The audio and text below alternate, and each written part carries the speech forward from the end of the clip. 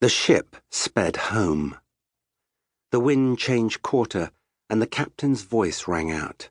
Aloft, his crew scrambled to answer the demands of a freshening breeze and a captain anxious to get safely to port. He was a seasoned sailing master, nearly 30 years in the King's Navy, and 17 years commanding his own ship. And the Royal Eagle was the best ship in the King's fleet. But still the captain wished for just a little more wind, just a little more speed, since he would not rest until his passengers were safely ashore. Standing upon the foredeck were the reasons for the captain's concern: 3 tall men. 2, one blonde and one dark, were standing at the rail, sharing a joke, for they both laughed. Each stood a full 4 inches over 6 feet, and each carried himself with the sure step of a fighting man or hunter. Liam, King of the Kingdom of the Isles, and Martin, his elder brother and Duke of Krondor, spoke of many things, of hunting and feasting, of travel and politics, of war and discord, and occasionally they spoke of their father, Duke Boric. The third man, not as tall or as broad of shoulder as the other 2, leaned against the rail a short way off, lost in his own thoughts. Arutha, Prince of Krondor and youngest of the 3 brothers, also dwelt upon the past. But his vision was not of the father killed during the war with the Surani, in what was now being called the Rift War.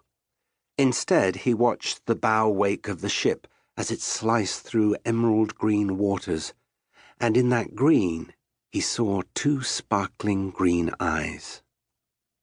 The captain cast a glance aloft, then ordered the sails trimmed.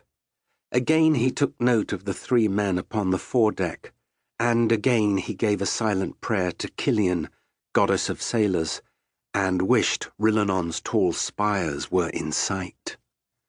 For those 3 were the 3 most powerful and important men in the kingdom, and the sailing master refused to think of the chaos that would befall the kingdom should any ill chance visit his ship. Arutha vaguely heard the captain's shouts and the replies of his mates and crew. He was fatigued by the events of the last year, so he paid little attention to what was occurring about him. He could keep his thoughts only upon one thing. He was returning to Rillanon and to Anita. Arutha smiled to himself. His life had seemed unremarkable for the first 18 years. Then the Surani invasion had come, and the world had been forever changed. He had come to be counted one of the finest commanders in the kingdom, had discovered an unsuspected eldest brother in Martin, and had seen 1,000 horrors and miracles. But the most miraculous thing that had happened to Arutha had been Anita. They had been parted after Liam's coronation. For nearly a year, Liam had been displaying the royal banner to both eastern lords and neighbouring kings, and now they were returning home. Liam's voice cut through Arutha's reverie. "What see you in the waves sparkle, little brother?" Martin smiled as Arutha looked up, and the former huntmaster of Krondor, once called Martin Longbow, nodded toward his youngest brother. "I wager a year's taxes he sees a pair of green eyes and a pert smile in the waves." Liam said, "No wager, Martin. Since we departed Rillanon, I've had 3 messages from Anita on some matter or other of state business.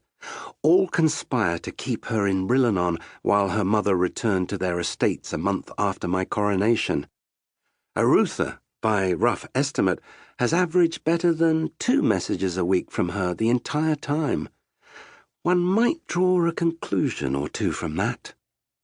"I'd be more anxious to return if I had someone of her mettle waiting for me," agreed Martin. Arutha was a private person, ill-humoured when it came to revealing deep feelings, and he was doubly sensitive to any question involving Anita. He was impossibly in love with the slender young woman, intoxicated with the way she moved, the way she sounded, the way she looked at him. And while these were possibly the only two men on all Midkemia to whom he felt close enough to share his feelings, he had never, even as a boy, shown good grace when he felt he was the butt of a jest.